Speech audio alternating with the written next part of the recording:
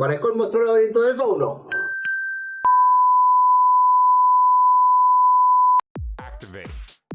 Buena gente del internet, hoy os voy a enseñar cómo hacer un sonido de lluvia o sound rain, como dicen los piquillos,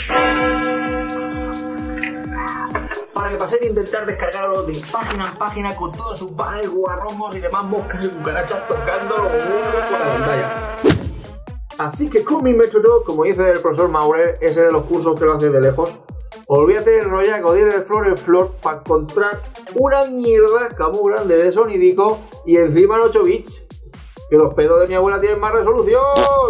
Bueno, pues eso, que me pierdo. Así que para tirar el tema, solo vamos a necesitar la grabadora cutre de Windows, esa que tiene menos detalles que una loncha jamón york, y el micro que te salga de los cojones. Arrancamos la grabadora Windows. Conectamos el micro a la entrada del micro. Va a la redundancia. Qué rollico oculto que me llevo a veces. Pues nada, al del micro, si es que tiene botoncito, y al rey de la grabadora Winderas, y comenzamos a grabar ese pedazo sample que no va a tener desperdicio alguno. Rico, rico. Nos arrimamos al microfonillo donde lo tengas.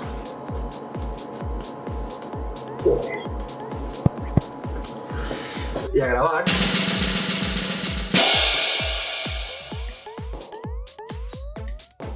¿Qué os parece el sonidaco? Si cierra los ojos, cierra. ¿Te da ganas de sacar un paraguas? O echar la carrera si tienes el pelo cargado. Mira cómo aprieta. Anda que te hagas. Lo guapo de hacerlo tú es que lo tuneas a tu bola y con la duración que te salga de los cojones u varios. ¿Que quieres que yo haga poco y flojo? Pues despacillo. ¿Que son botones?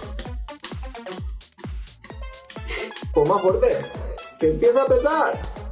Pues le tiras más dedos, así hasta los que tengas. Si eres mutante, pues mucho mejor. Los puedes hasta guardar.